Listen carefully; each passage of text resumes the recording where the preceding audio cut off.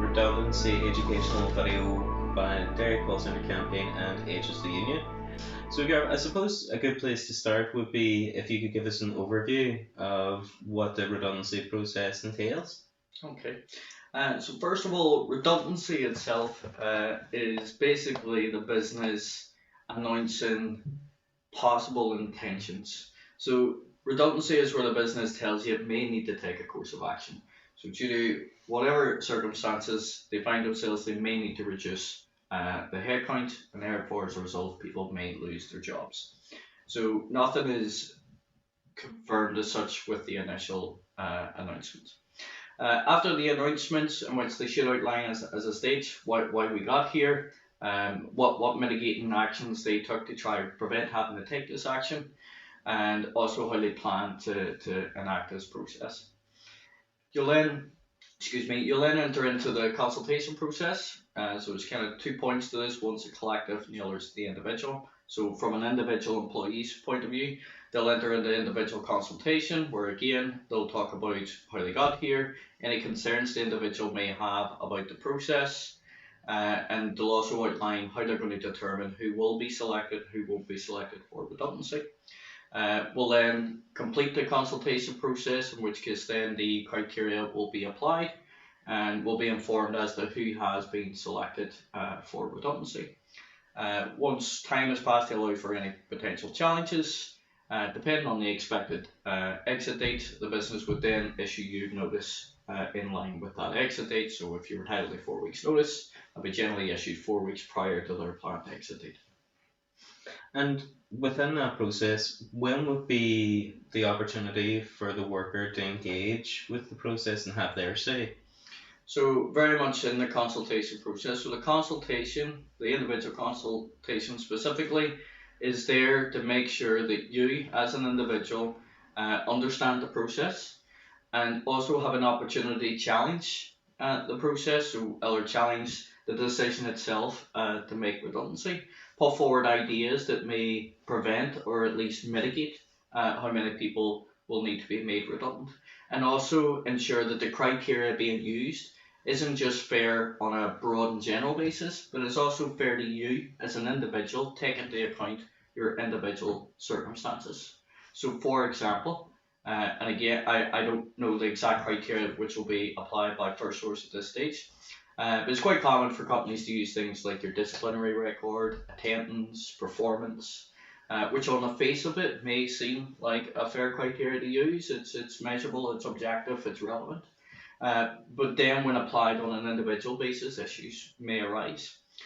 For example, on performance, somebody may have a low performance, but there might be mitigating factors as to why they have a low performance. Perhaps they've just recently moved into a new role. They were a high performer in a previous role, they've just moved into a new role. It's completely understandable that you're going to need a bit of time to get up to the general standard of your team. So is that being fair to you in that circumstances? Perhaps you've had time off with maternity leave, you were a great performer before you left, you took a year out, had a baby, you came back in, you need a bit of time again to get back up to that standard. So is this being fair to you in that regard?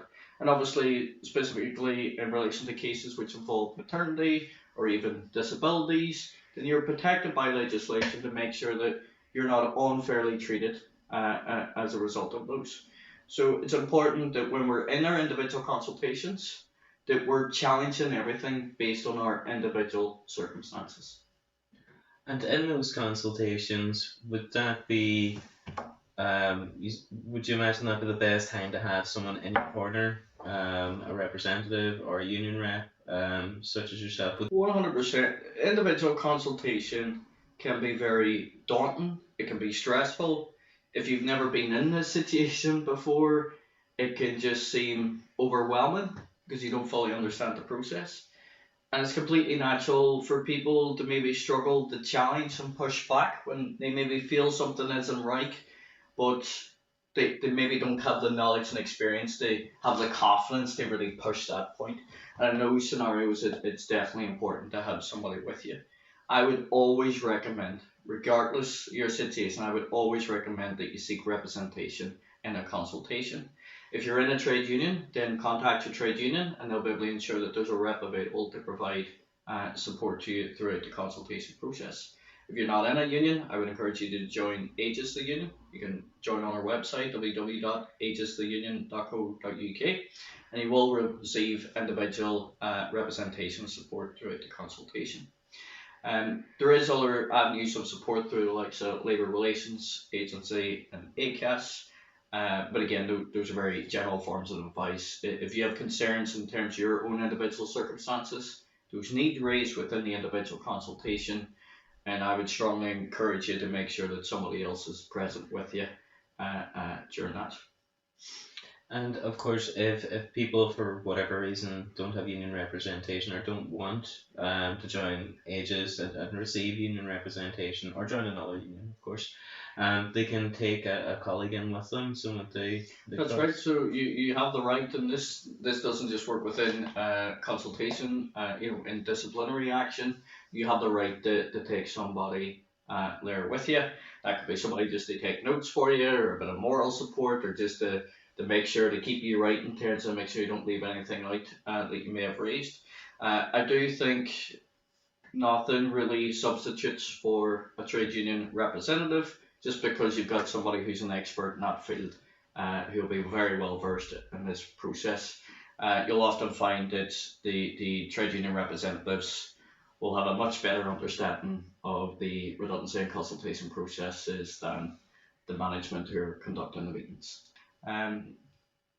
So yeah, I guess on the individual basis, it's just important that your concerns and your individual circumstances are addressed within your individual consultation. And if you have any concerns in doing that, as I say, I would strongly encourage you to take representation with you. I would strongly encourage you, if you're not already in a trade union, to join a trade union and make sure that you've got somebody there supporting you through this process.